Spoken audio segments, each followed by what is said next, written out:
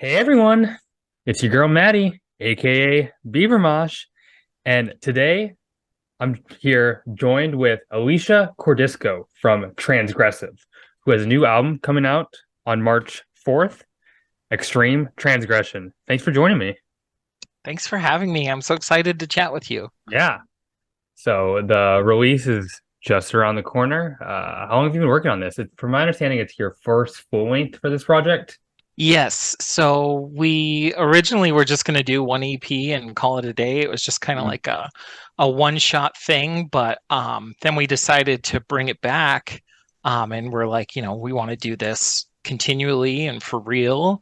Yeah, So we've actually been working on the album since like April last year, and sure. we did the other EP and single we did last year kind of like side by side with it and just released those to have some songs out and get some things that weren't related to the album out while we were working on it. Hmm. So I was listening to this, and from the very first moment on the record with that, like, fuck you, pig sample, it's very, very obvious where you stand, and I love that. I mean, you have a song called Landlord Liquefier. So I gotta ask, what is like, if you could succinctly define what is the primary message you want to convey with your music? I would say that the primary message is that all oppressed and marginalized people deserve liberation by any means necessary.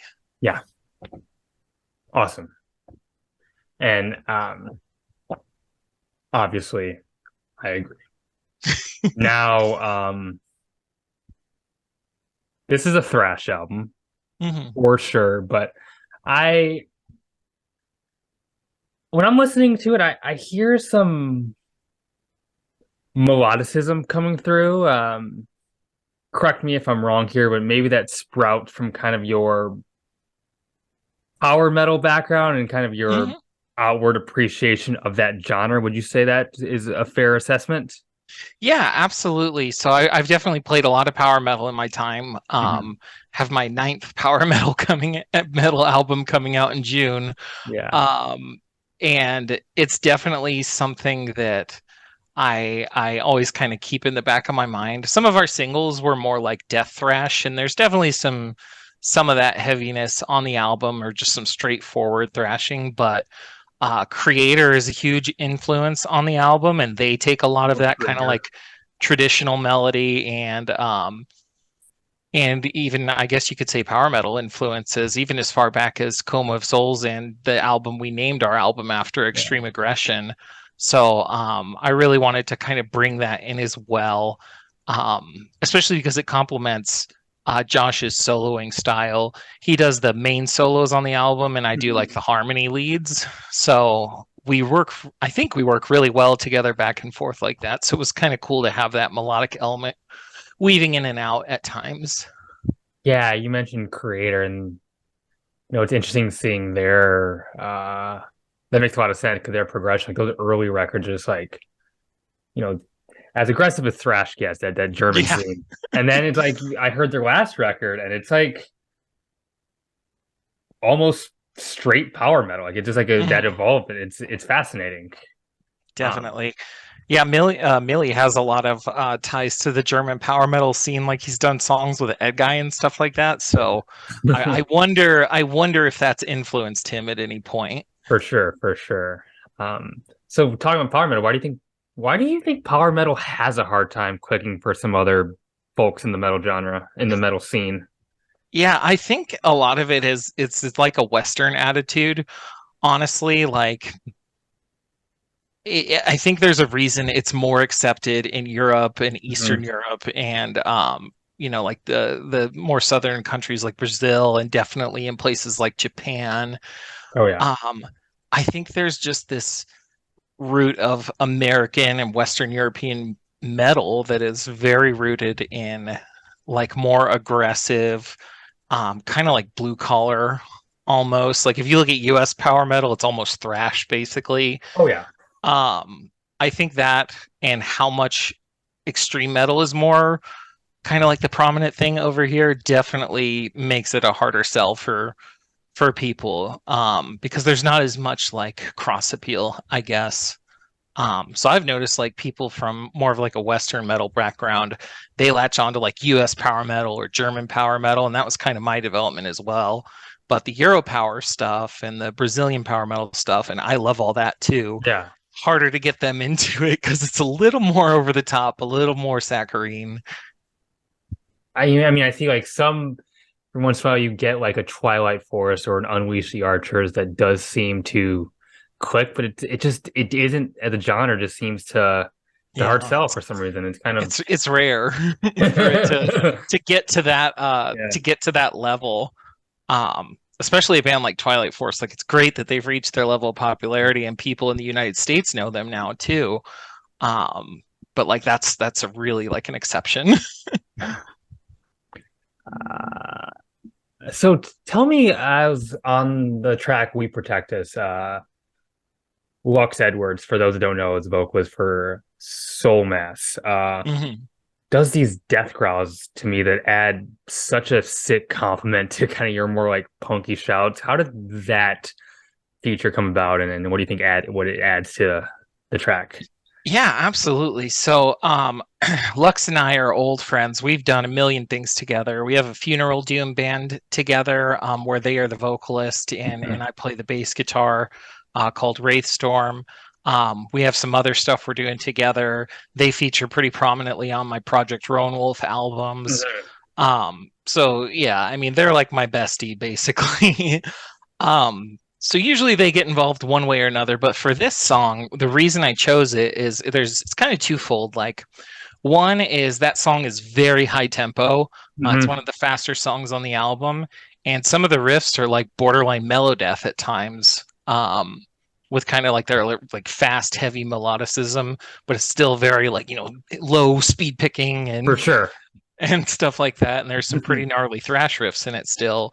But so one, I just felt their voice fit that song. And then secondly, the reason I chose the lyrics that I did for that song, is that song is about kind of like trans and queer unity and how at the end of the Mhm. day we have to protect each other. And in a lot of ways, Lux has been that person for me. Yeah. They've taken care of me in a lot of ways in our own personal relationship, and we have our own little queer community and trans community that we're a part of. So I really wanted something of us going back and forth, just speaking, or in this case, screaming Yeah. to that unity. Yeah, if you read the lyrics to the track that we're talking about, "We Protect Us," I gotta say I love the line. I got it here. God won't protect us, and liberals infect us. I love this like real sharp rejection of like established traditions and things we're told to look towards like for our entire life. You're just saying, Mm-hmm. no, that's a false narrative, and I really think it's a good message to kind of get out there, and I like how you convey that. I appreciate that. Thank you. Yeah, I really wanted to just hammer home like at the end of the day, it may feel like we can't do anything, but we can always take care of each other. Hmm. So there is a song on the album that kind of stands as this call to remember the militancy of Stonewall. And you Mhm. also have a song called "Bury Me in Rainbow Flags," which seems to be this like rebuke of LGBT marketing and capitalism. And I just has to Mhm. say, personally, as an out member of the LGBTQ community myself within the metal community, it's really cool to see that put so forth by others in this scene. And still, I feel queer representation and just acceptance in the metal community still has a long way to go. And I'm wondering, where do you see that, like the progress as it stands now, and how do we improve on that reality? Yeah, absolutely. Well, thank you for the kind words about those songs. Those two, Stonewall, I felt was important historically, and then "Bury Me in Rainbow Flags" is very personal to me because I that's just coming from a place of, I've had people in my life betray me and reject me, over this while supporting that rainbow Yeah. capitalism. And I'm just like, you know what? When I'm fucking dead, maybe you'll get it. Um, but yeah, where I see the metal scene, I agree. We have a long way to go. We've gotten better, absolutely. For sure. Um, Especially like in the last 20 years, I mean, things have changed. While things have not necessarily gotten better in society, things have gotten better in niche communities, and I think metal is one of them. Um, Even with reactionary elements being very strong these days, in a way, I think the more harshly defined borders of how people section that out and stand Yeah. against it really helps. As far as what can make it better is it's kind of twofold. Like, it's hard to be a trans or queer artist, because you honestly lose a lot of opportunities and visibility that cis straight people get. I mean, I can even tell just from my own transition, because there are people who will not work with me anymore just on the basis of my transition. That's so There's fucked some, up.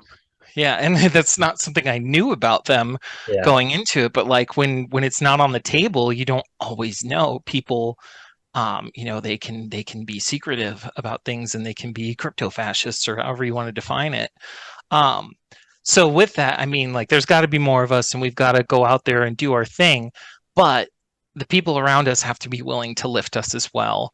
It takes a community, and if the community isn't accepting, then we need to go build our own community and take the right people with us and make our own spaces. And just like you're doing with your media outlet on YouTube, you're making your own space to define the music that you want to define. We're making the music that we want to Yeah. make. But it takes all of us working together to lift those voices, and that's not just queer people or trans people. That's everybody involved in metal. We have to be conscious about it. If we're going to celebrate women in metal, we need to make sure that we're also celebrating women of color and trans women and Yeah. queer women in that discussion, and anything in that ballpark. Yeah. I mean, well said, and I appreciate the kind words to back. Yeah, that's a shame that you experienced some like blacklisting in the genre. I hate hearing that. For me, and like I said, I appreciate you like, kind of. I've felt like the queer community metal has really embraced like me, and that feels super great. But like there's an option on YouTube, if you're a YouTube creator, the comment section, like it'll flag things that won't it, like YouTube won't publish some comments automatically. It gives you the option to read Yeah. them, and I always do. I don't know why, and it's just like so boorishly transphobic that I'm like almost like, wow, this type of thought still exists from like black metal nerds, Mm-hmm. and I don't know why that surprised me. I know what that's like, but it just yeah, that attitude. While there is progress, there's still that very old kind of wow, like Yeah, absolutely. And I understand the caution completely. And that was one of the reasons I wasn't sure if I wanted to pursue this project, because when I put out the first EP, there was a lot of good feedback and we raised a lot of money for abortion funds, but there was also some bad feedback, and it yeah, was it was of the transphobic kind. And to this day there's still profiles on Metal Archives that go and like downvote everything, and like other sites like that. And that just cracks me up, that like I've made you so angry that you must go downvote every related artist so nobody sees this fucking queer band. Like, I can't imagine wasting precious seconds of my life doing that. But um basically I kind of was like, wow, this is, I think I can do a lot with this, but like also there's probably going to be a little bit of a price to pay, to put this out there, that is not a consideration that like a cis musician would have to make, because it is going to be provocative, and it is going to be transparent, and it's going to be visibly queer, and it's going to be aggressive. So I kind of had to reconcile with myself, like, am I prepared to accept what's possible with that? And I've gotten death threats over it, and I've gotten insulting comments, or people telling yeah, me to kill myself, and things like that. And I don't regret moving forward with it, and I plan to move even further forward with it because the people around me, the people that help make this record, the other musicians and their creativity, their strength helps me kind of be the centerpiece of this.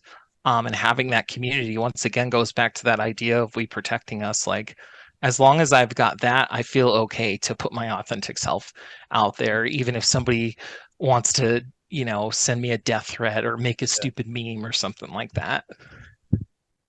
I was really encouraged last year to see such a unanimously positive embrace of that Sonya record, Loud Arriver. Like people like there might have been naysayers because of the identity of the band, but for the most part, it was just a widely celebrated metal release for being a metal release. Like I think that probably couldn't happen 10 years ago. So it's like I see the progress, but also like you said, we're not there yet. Mm-hmm.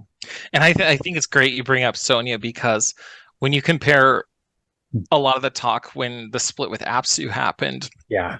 it's better since then. I mean, I can't speak for Melissa, obviously, but what I can say is that Sonya record is incredibly important to me. Um, like musically, obviously, I love it. Like, it's just a banger fucking record. Yeah. Like, it wouldn't matter what it was about or who made it. That's an album that would have ended on my year list. Like, it's just riffs on riffs on riffs. Like yeah, like it just fucking rocks, right? Like at the end of the day, it just fucking rocks. But add in like the lyrical content, the imagery, the sexual empowerment of it, and the fact that it's Melissa who's been through this journey, who's someone I've listened to since she was in Rumpelstiltskin Grinder and I was in fucking middle school. Um, that to me was such an important record. Like I fucking cried listening to that album the first time because it was just like such a beautiful moment, I think, for like trans and queer and kink and sexual representation in metal, and the fact that it was so well received and the fact that it's landing in big magazines and that people who normally don't engage with queer metal are engaging with it. Like that was just amazing to see. 100%, 100%. I had the same reaction. Obviously, I put it very high on my album of the year list. I saw your other project, or Project Growing Wolf, just got signed to Syrup Moose. I love to hear how that came to be. Very good people over there. I'm very fond of the work that Syrup Moose does. Yeah, absolutely. So, I've been friends with Barlov on Twitter for quite some time, even before he was kind of doing that. But Transgressive had been on one of his first compilations. So, Okay. we kind of, Project Lone Wolf and Transgressive are both half of the same band. It's me and another trans woman, Leona, plays the bass. We're in both bands.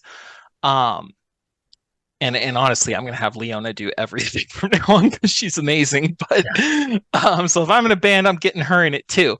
But so we had worked with him on that, and we had been on Dive Bomb Records, who I love, who is amazing. I have nothing but good things to say about Matthew from Dive Bomb Records. Treated us incredibly well across our first two albums. But unfortunately, because of the nature of the business, his life, he's got a kid now and he's moved and he's got all these other releases and backups in his bucket from COVID and things like that. We couldn't time the release right. It would have been a long time before we could have put the album out.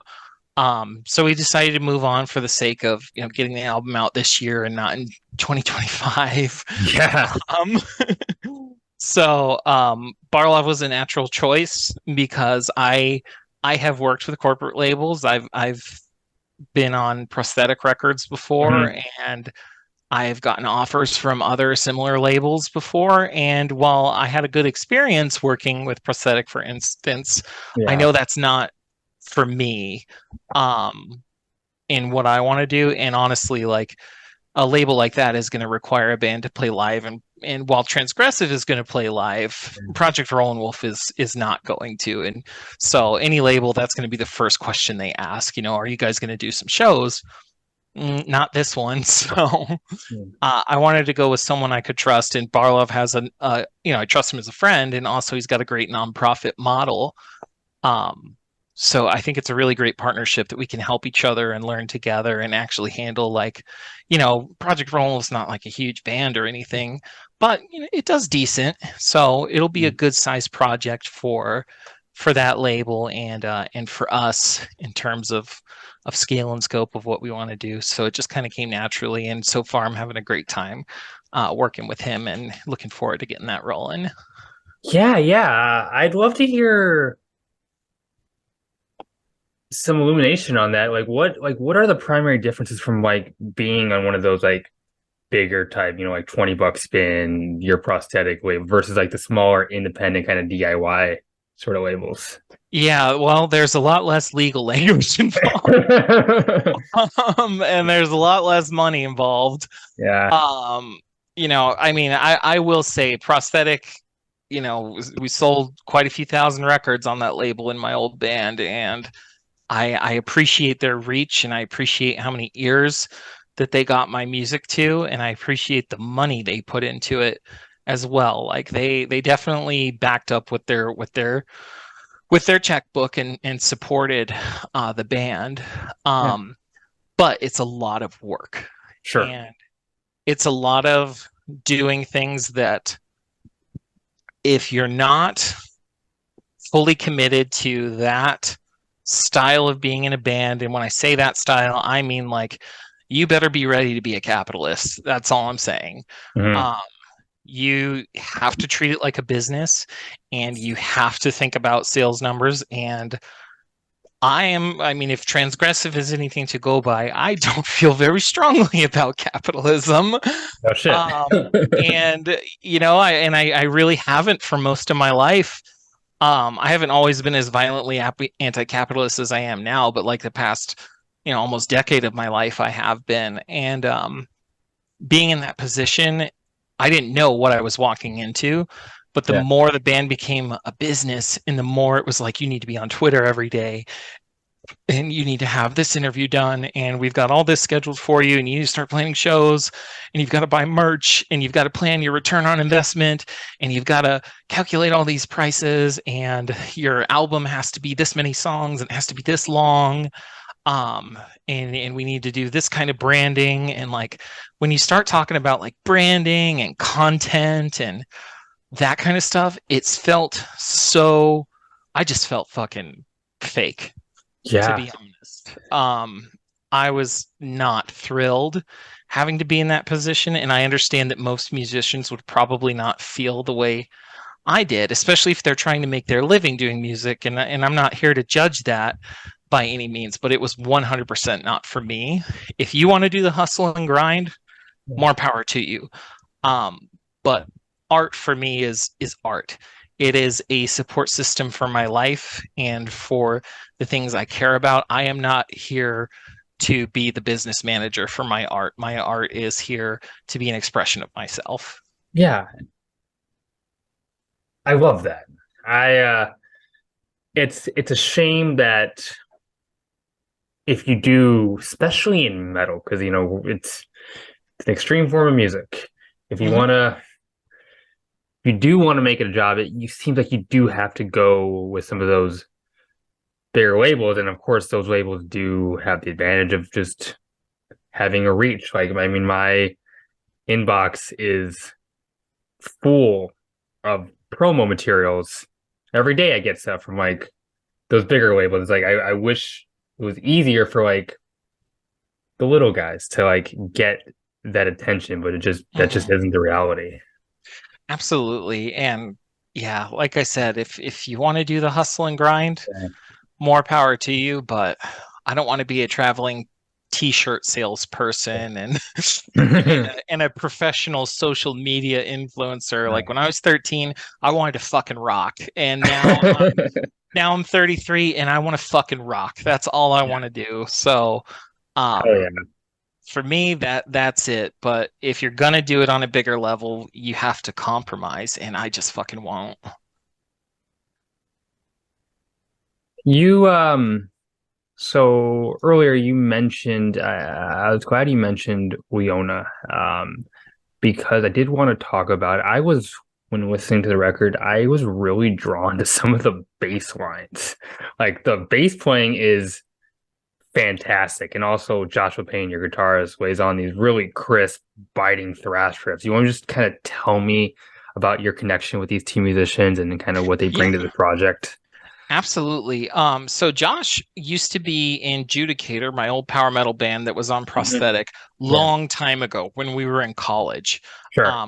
We met in college in Flagstaff, and he played lead guitar for Judicator for a little bit on a single and an EP, and did a couple of solos on our third record.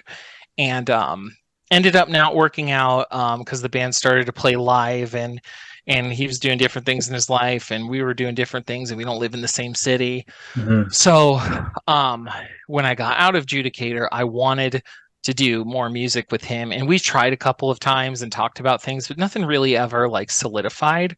Hmm. So Transgressive was a shoe-in, and then we've got another project we're working on that's not announced yet that he's going to be a part of. Oh, sweet. Um, but right now he's just the soloist in Transgressive. So I write and play all the rhythm guitars, and then I play the harmony leads, and he lays down all the solos. Okay. We're gonna make it more collaborative going forward because I had all this material kind of prepared. So once we get through that, then it'll be more like, all right, let's put our heads together and write some stuff together. Once we get kind of through like the material I had prepped for this project, if that makes sense. But he's an amazing lead guitar player. He has so many tools on his belt. I call him the Batman of soloing because and not just because he's a big Batman fan, but Yeah. because he just a lot of guitar players like they have like one very succinct style and they stick to like the same 5 6 techniques. This guy can pull out any technique at any time, and I just love his creativity and like never playing the same solo twice. And then Leona, I know through a couple, we have a lot of mutual friends and met each other that way over the internet. And she plays in Skeletor and a couple other bands. Skeletor, I'm a huge fan of. Hmm. Saw them live in Vancouver a few years ago. Fucking incredible speed metal band. And she is just absolutely a machine. This woman is like if you find like the best Japanese power metal bass player, who in my opinion like that's the scene that has all the amazing bass players, she's right there with them, and Hmm. she really takes that influence into all her playing. And it's funny because she'll be writing bass lines and she's like, is this too like over the top or like should I calm down on my bullshit? And I'm like, no, Leona, please give me all of the bullshit you can, just Yeah. fucking shred over these records. And I'm really excited for people to hear the Project Rowan Wolf album because it's even more ridiculous than what she did on Transgressive. Just because Project Rowan Wolf is a lot more technical and progressive Yeah. than Transgressive is. But my thing with our creative dynamic is like everybody has their job, and I just want them to like unleash their full talents. I'm just like, Fuck yeah. I'm just gonna unleash you, and you just fucking do whatever. You can make it as ridiculous and as busy as you want, or you can hone it in. I don't care. Like I trust you, and every time they deliver, just I've never had to be like, actually, you think you could change that? Not once. And that's why like Leona and Josh are two musicians who I work with a lot right now and intend to continue working with in multiple projects. Sure.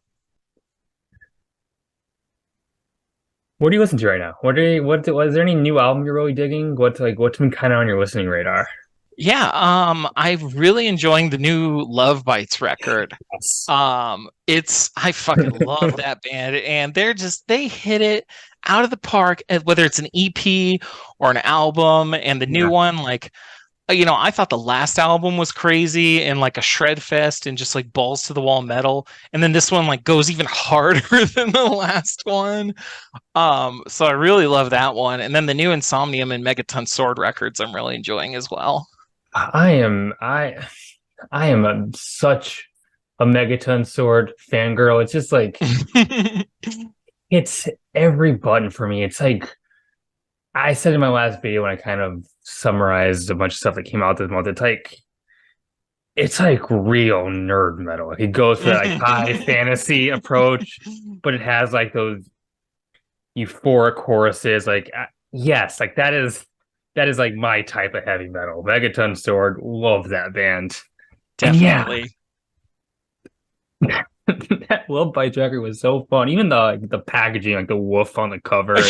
Yeah. Their cover art is so silly. Like every time I'm looking at it, I'm like, this like totally reads like graphic design is my passion type album. Yeah. Even their music videos, like the one they put out for the single "Stand and Deliver," it's like the track is so hard hitting and just like Mhm. not silly, but the video, they're just having so much fun, and I just love that juxtaposition. Yeah, it's a great energy, and it to your point, like it's so funny because it's so hard hitting and it's so metal, Yeah. and nothing about their image or approach is. But like, oh man, they can riff down just about anybody. They're probably my favorite current active power metal band as far as newer bands go. Mhm. Cool. The only thing else I wanted to really ask you about was I like asking about cover art, and I really like the cover art you did for what you have for the new record. Mhm. Where did that come from? What's the message? Like, where did you get it from? Yeah, absolutely. So we licensed it from an artist who I apologize, I can't remember his name offhand. Sure. But it was a pre-made piece, and we were looking at artists who did protest art.